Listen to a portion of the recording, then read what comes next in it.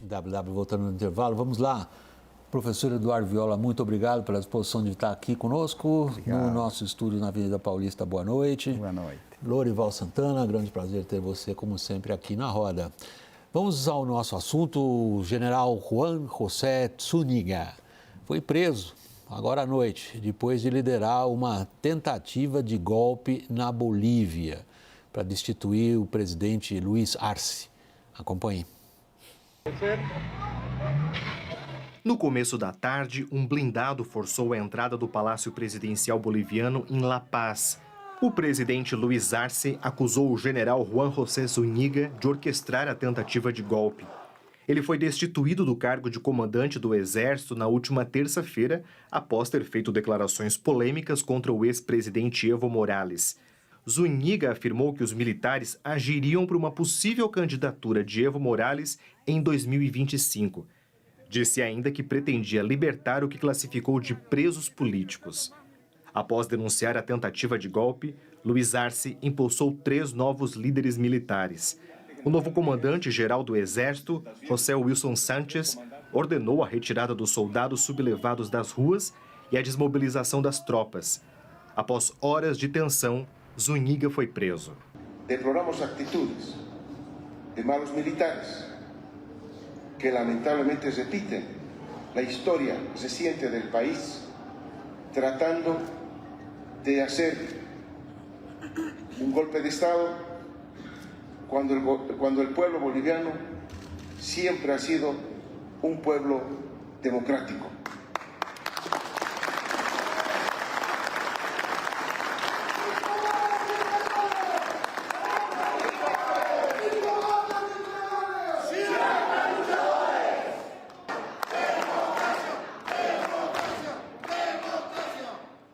Em 2019, um golpe militar fez Evo renunciar à presidência boliviana.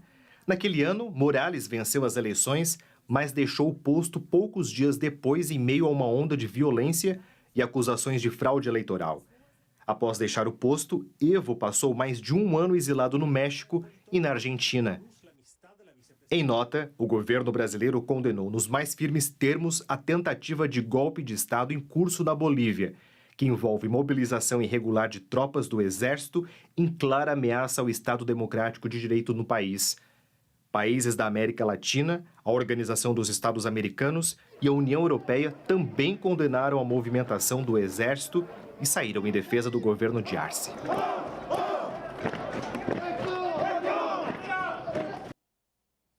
Viola, a primeira coisa que o Zúñiga disse depois de ser preso é que ele não entendia o que estava acontecendo, porque ele diz ao ser preso, eu vou reiterar, é o que ele está dizendo, porque a história é fantástica, parece script de filme B. Sim. Ele está dizendo o seguinte, mas eu tinha combinado com o Arce que a gente ia fazer essa encenação de golpe para aumentar a popularidade dele. Você compra essa? Olha, é possível, é claro que eu não compro, digamos assim, como bem, digamos, mas é um quadro assim, Bolívia é um país assim, digamos, que de fato não é muito sério. Então, o que acontece? Acho que tem uma crise econômica bastante catastrófica, digamos, tá? Não tem uma queda brutal das reservas nos últimos anos, assim, hoje as reservas são de $1 bilhão, uma coisa assim, digamos, tá? Greve, é dizer, descontentamento social, contestação, greves de todo tipo, mobilizações, digamos, tá? Que são fortes na história da Bolívia, digamos. Tá? Então, nesse quadro aí, Arce estava numa situação muito difícil, digamos. Então, se, por sua vez, Zúñiga também é um cara que parece, historicamente, estar mais ligado à direita boliviana, digamos, tá? Inclusive, ele falou da libertação, digamos, do Camacho e da... Camacho, governador do estado de Santa Cruz, que está preso faz muitos anos. Um oposicionista importante. Sim. Então, assim, agora, isso, quando se saberá isso, não sei, digamos, tá? Mas eu não acho muito relevante se foi ou não foi um ato golpe. Lorival, Arce e Evo Morales caminharam juntos durante um bom tempo. E é um movimento que Evo Morales, se não me engano, ele foi o fundador do movimento socialismo.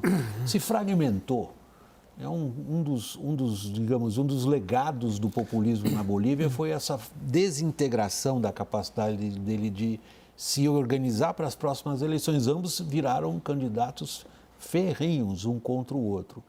Melhoraram as chances de Arce depois da demonstração dele ali de hombridade, peitou o general, prendeu o general.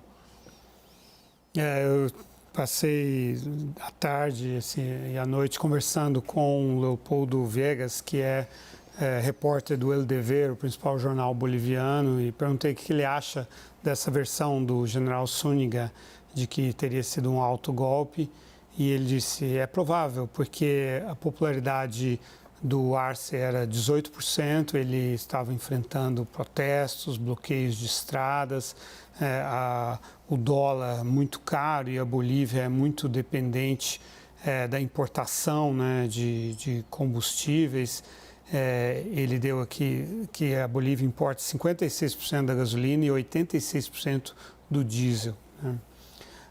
De qualquer forma, não temos como saber com certeza o que aconteceu, mas sim, que acabou aglutinando o apoio em torno do Luiz Arce com os repúdios, né, ao golpe, a tentativa de golpe pelo Evo Morales, que é um adversário interno do Arce, e pela Jeanine Áñez e pelo próprio Camacho, né? Jeanine Áñez, que foi presidente interina. Foi presa, né? Foi presa, assim como o Camacho, os dois estão presos, né?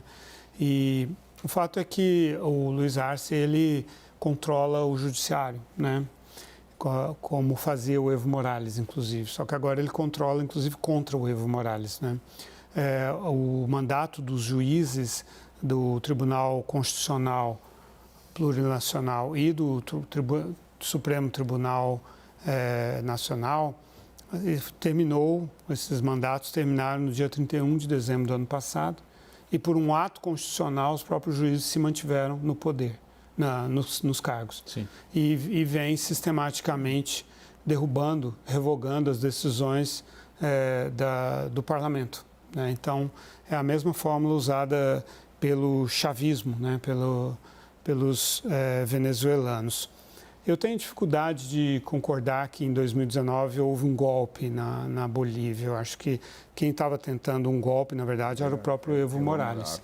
E aí sim, um autogolpe, de verdade, porque ele atropelou a Constituição e como ele controlava o judiciário, ele perdeu, em 2016, ele perdeu um plebiscito por 52% a 48%, que negaram então a ele o direito de fazer o quarto mandato. Ele teve 3 mandatos, de 2006 a 2019, e aí em 2017 o Tribunal Eleitoral decidiu que ele podia sim se candidatar, apesar de ter perdido o plebiscito e a Constituição não permitir.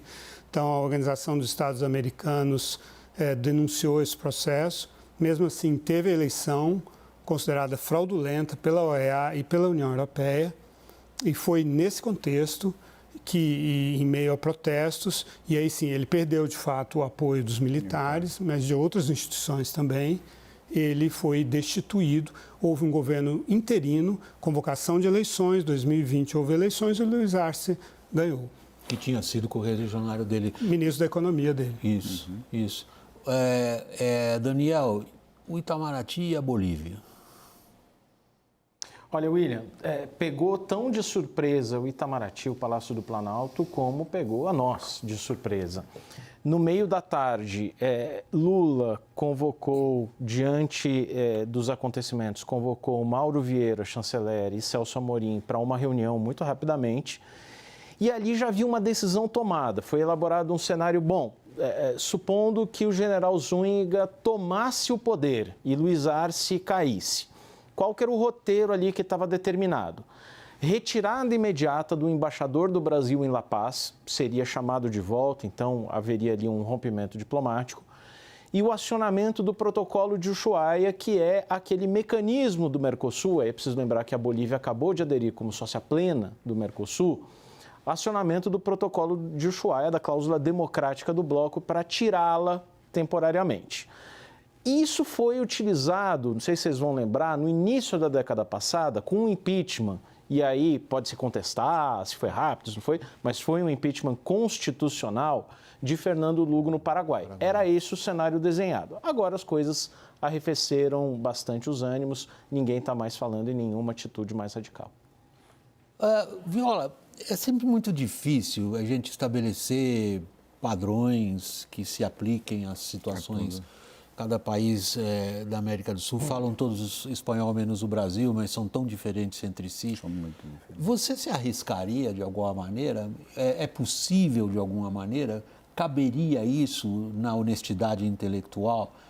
Tentar encontrar um denominador para as sucessivas crises ao nosso redor? Bom,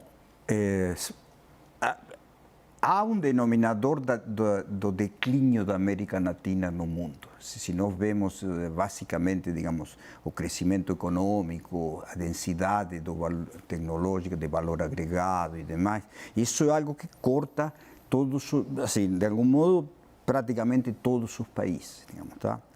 Agora, o que daria para falar um pouco neste momento é que nós temos dois grupos de países. Um grupo de países que vive uma situação bastante difícil de governabilidade, onde os presidentes têm perda de popularidade. Por que perdem popularidade? Porque o crescimento econômico é muito baixo. Não é o único fator, mas esse é um fator, digamos, de, inclusive, perda de interesse pela democracia, perda de adesão à democracia, digamos, tá?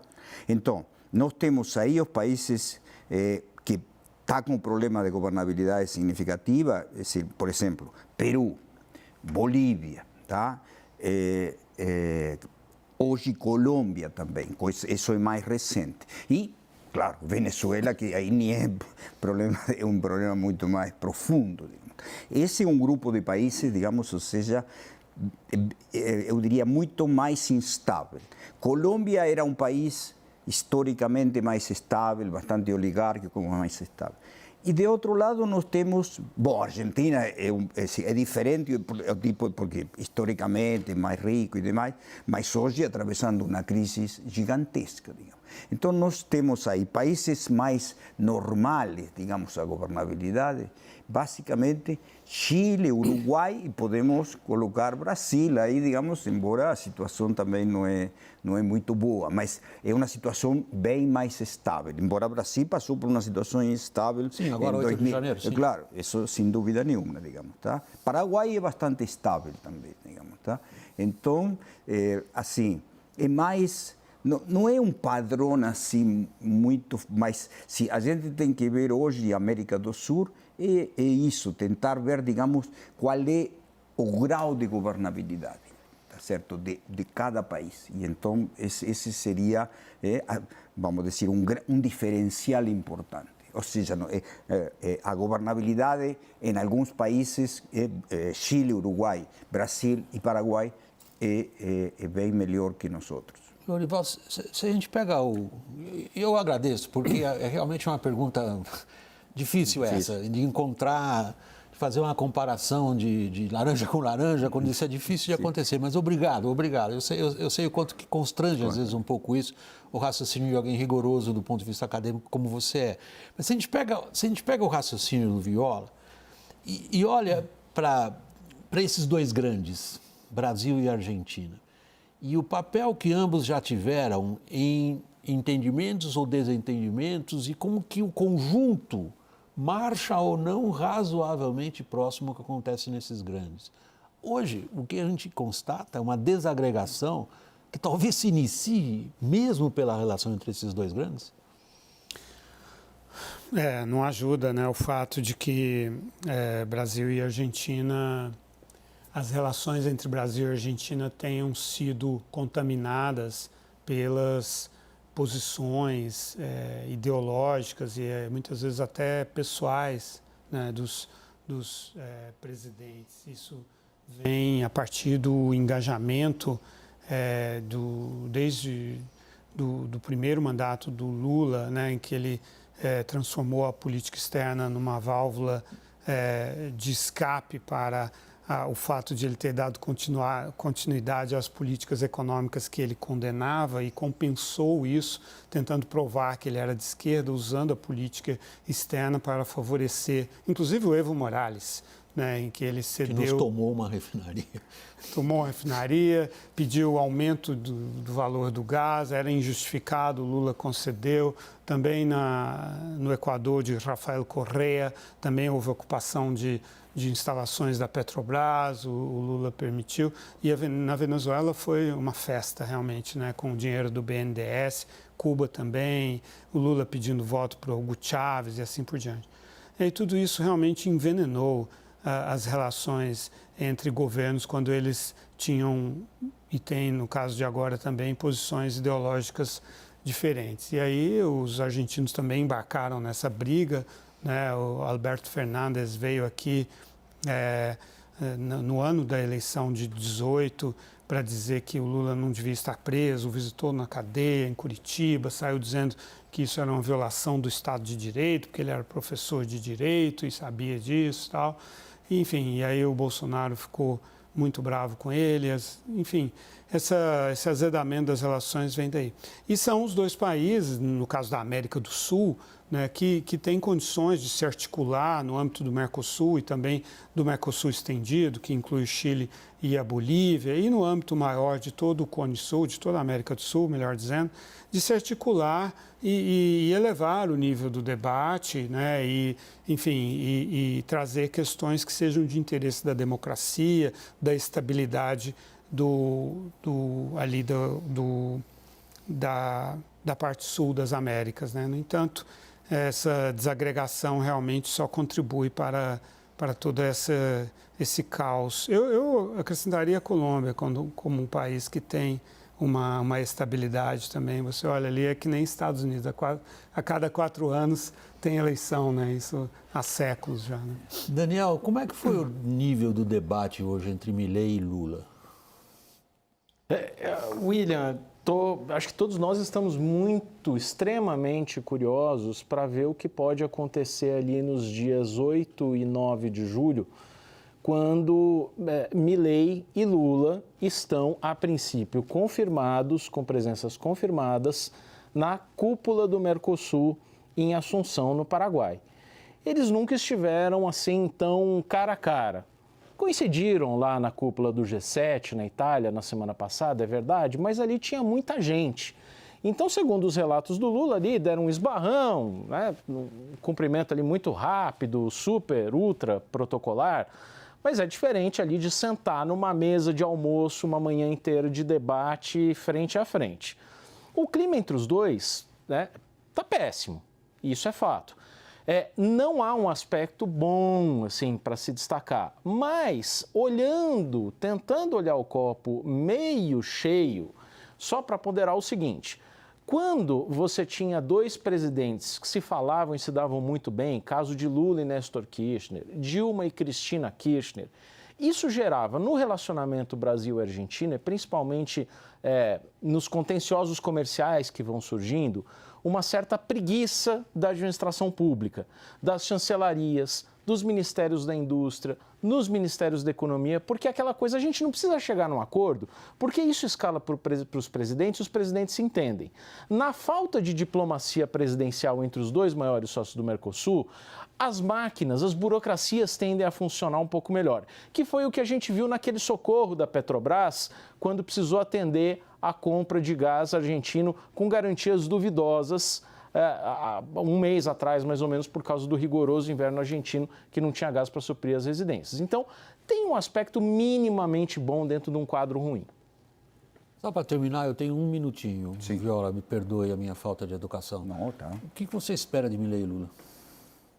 Não, eu espero uma relação que se mantém muito tensa, mas que não afeta, digamos, a relação econômica entre os dois países, tá? Mas que é tensa, são visões do mundo opostas, tá certo? E são duas pessoas com estilos com componentes populistas muito importantes, digamos. Ou seja, claro, são populismos de diversos tipos, tá certo?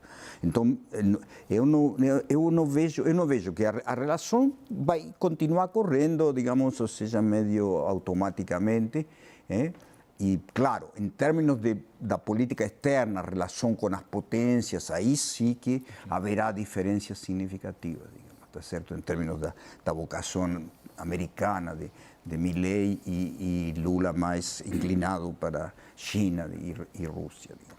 Eduardo Viola, professor de Relações Internacionais da FGV, do Instituto de Estudos Avançados da USP. Eduardo Viola, muito obrigado pela participação aqui no estúdio. Boa noite para você. Boa noite. Igualmente para você, Daniel. Boa noite. Até amanhã. A gente vai para o intervalo, o Orival fica aqui comigo ainda. A mudança de cenário político desde o último debate entre Trump e Biden nos Estados Unidos. Até já.